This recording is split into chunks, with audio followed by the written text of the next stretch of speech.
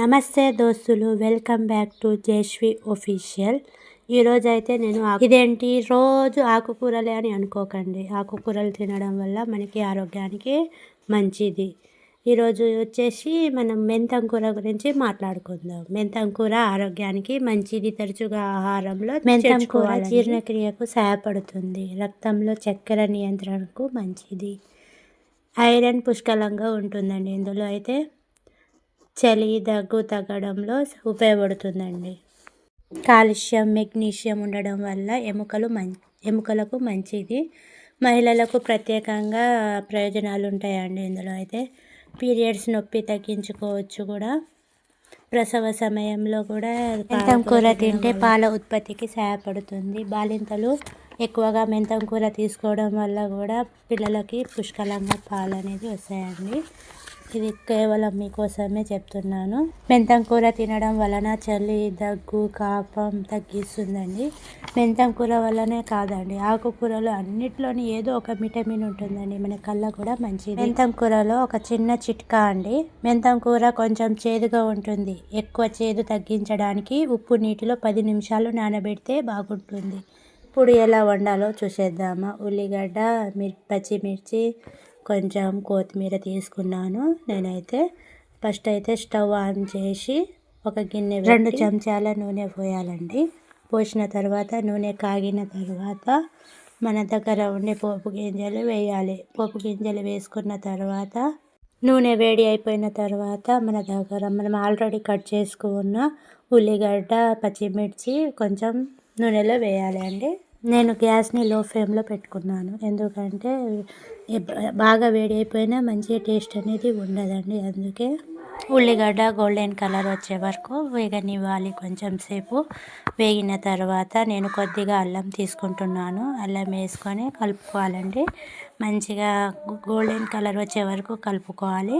కలుపుకున్న తర్వాత నేనైతే 2 టమాటాలు అనేది కట్ చేసి ఆల్రెడీ ఉల్లిగడ్డ, మిర్చి, అల్లం అంతా కలుపుకోవాలి. మంచిగా టేస్టీగా జ్యూసీగా రావాలంటే, మంచిగా మనకి గోల్డెన్ కలర్ కావాలంటే ఇలా వేపుకోవాలండి ఫస్ట్ అయితే.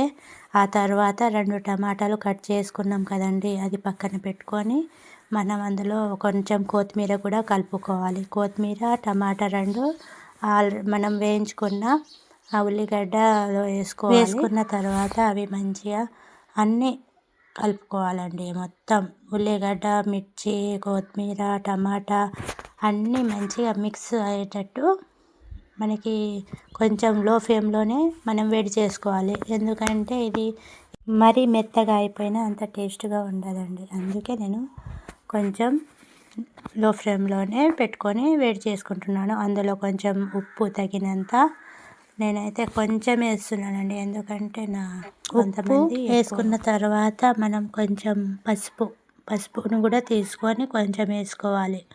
ఆ తర్వాత కారం కూడా వేసుకోవాలండి. కారం వేసుకున్న తర్వాత కొంచెం మసాలా పొడి, ధనియాల పొడి 2 మిక్స్ చేసి నేనైతే దంచి పెట్టుకున్నాను.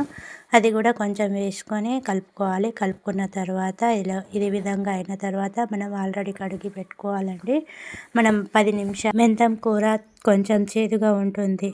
ఎక్కువ చేదు తగ్గించడానికి ఉప్పు నీటిలో 10 నిమిషాలు నానబెడితే బాగుంటుంది. కాబట్టి నేను ఆల్రెడీ నానబెట్టి పెట్టిన దాన్ని మంచిగా అందులో వేసేసాను. చూడండి, మీరే శుభ్రంగా కడిగి అందులో వేసుకున్న తర్వాత చూడండి ఈ విధంగా కలుపుకోవాలి. కలుపుకున్న తర్వాత కొంచెం 5 నిమిషాలు మనం ఉడకనివ్వాలి. ఉడికిన తర్వాత చూస్తే రెడీ అయిపోతుందండి కూర. మెంతం కూరని ఇలా కాకుండా పప్పులో కూడా ఉడికించుకొని తినవచ్చు. పప్పుచారు, మెంతం కూర పప్పుచారు కూడా చేసుకోవచ్చు. ఎన్నో విధాలుగా వీటిని తయారు చేసుకోవచ్చు అండి. ఈ కూరలు అనేవి మనం తింటే మంచిది. పిల్లలకి, పెద్దలకి, బాలింతలకు కూడా ఈ కూర అనేది మనకి నేనైతే ఈ విధంగా వండుకుంటున్నానండి. మీకు నచ్చితే లైక్ చేయండి, షేర్ చేయండి, సబ్స్క్రైబ్ చేయండి. ప్లీజ్ నా ఛానల్లో ఇంకా ఎన్నో వీడియోలు ఉన్నాయని ఒకసారి చూసేయండి. వంటలే కాకుండా పక్షులు, జంతువులు అన్నిటి గురించి నేను ఎక్స్ప్లెయిన్ చేస్తున్నాను. నా ఛానల్ని సబ్స్క్రైబ్ చేసుకోండి. కూర అయితే రెడీ అయిపోయిందండి. ఇప్పుడు మనము ఈ కూరని అన్నంలో, జొన్న రొట్టెలు, రాగి సంగటిలో చాలా టేస్టీగా ఉంటుంది వేసుకొని తింటే.